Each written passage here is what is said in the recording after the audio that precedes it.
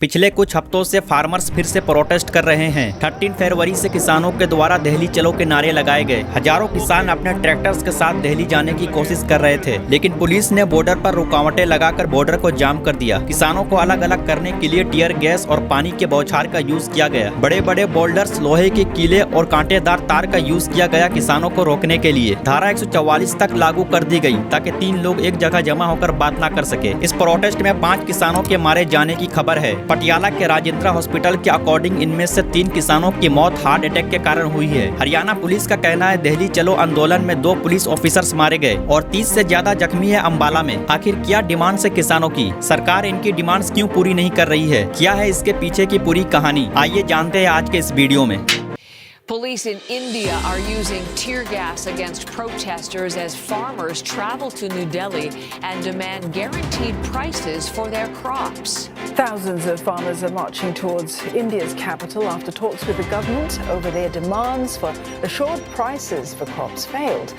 But the rally descended into chaos. And now shifting our focus to India, North Indian states of Punjab and Haryana borders will be sealed ahead of the farmers' Delhi march on February 13th. किसानों के protest करने के पीछे जो reason है वो उनकी अपनी डिमांड्स को लेकर है। किसानों ने 12 डिमांड्स रखा है सरकार के सामने, जैसे किसानों के कर्ज को माफ करना, WTO यानी वर्ल्ड ट्रेड ऑर्गेनाइजेशन के एग्रीमेंट्स को खारिज करना, लखीपुर खैरी वायलेंस में जितने किसान मारे गए उन्हें इंसाफ देना और उनके अपराधी को सजा देना। लेकिन जो मेन डिमांड है किसानों की वो MSP को लीगल गारंटी देना। अगर आपको MSP का मतलब नहीं मालूम है तो सिंपल लैंग्वेज में से बोलते हैं मिनिमम सपोर्ट प्राइस, यानी ये MSP किसानों को लोवेस्ट प्राइस में अपने फसलों को बेचने से बचाता है। अगर कोई कंपनी किसानों से कम दामों में फसल खरीदती है तो गवर्नमेंट उसे एक अच्छा दाम देकर MSP पर फसल ले लेती है ताकि किसानों को नुकसान न उठाना पड़े। केंद्र सरकार और किसानों के बीच 4 बैठक हो चुकी है, लेकिन अभी तक कोई नतीजा नहीं निकला। 18 फरवरी को हुई लेटेस्ट मीटिंग में सरकार ने 5 क्रॉप्स को 5 सालों के लिए MSP पर खरीदने की पेशकश की, लेकिन किसानों ने इसे रिजेक्ट कर दिया। लेकिन सरवन सिंह पुंधेर, जो किसान मजदूर मोर्चा के लीडर है,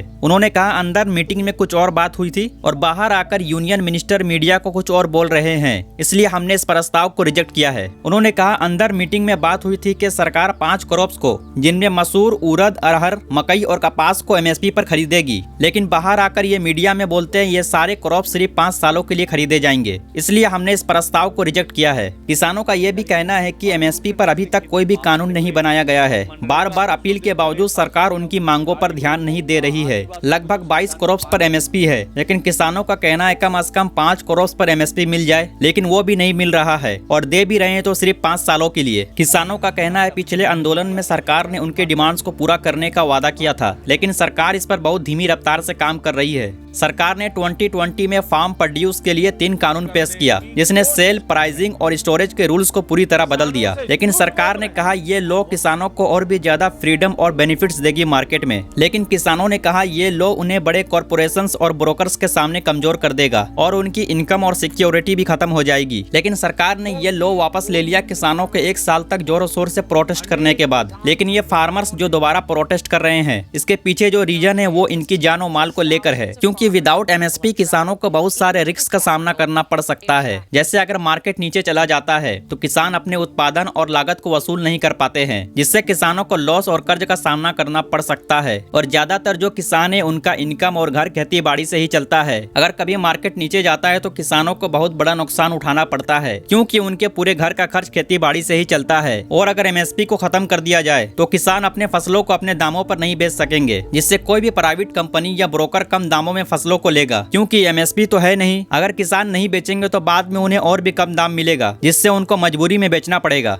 सरकार का कहना है सब क्रॉप्स पर MSP को लीगल गारंटी देना पॉसिबल नहीं है, तो कम से कम 5 क्रॉप्स पर MSP दे दीजिए। लेकिन फिर इनका कहना है हर किसानों को देना पॉसिबल नहीं है, क्योंकि यह फार्मर्स और बायर्स के बीच विवाद पैदा करेगा। लेकिन अगर MSP ना दिया जाए तो किसानों का बेड़ा गर्क हो जाएगा। द इंडियन एक्सप्रेस के इस रिपोर्ट को देखिए। NCRB के 2022 के क्राइम रिपोर्ट के मुताबिक हर दिन इंडिया में 154 फार्मर्स और डेली वेजेस पे काम करने वाले लेबर सुसाइड करते हैं, और इसकी जो मेन वजह है वो है फैमिली प्रॉब्लम्स और बीमारी, जबकि 2021 में ये नंबर 144 था और हर साल ये नंबर बढ़ता ही जा रहा है और सबसे ज्यादा महाराष्ट्र, कर्नाटका, आंध्र प्रदेश, तमिलनाडु और मध्य प्रदेश के किसान सुसाइड करने वाले हैं। आधा से ज्यादा किसान तो लोन के कर्ज में दबे हुए हैं। मैं ये नहीं बोल रहा हूँ कि ये लोन माफ हो जाना चाहिए, बल्कि ये तो लोगों का ही पैसा है। लेकिन मेरा ये कहना है कि इंसाफ होना चाहिए। ऐसा नहीं होना चाहिए कि बड़े बड़े लोगों के लोन्स को माफ कर दो और जो किसान है उनसे जबरदस्ती वसूला जाए, इतना प्रेशर बनाया जाए कि वो सुसाइड कर ले। पूरे इंडिया का 70% पॉपुलेशन एग्रीकल्चर पे डिपेंड है।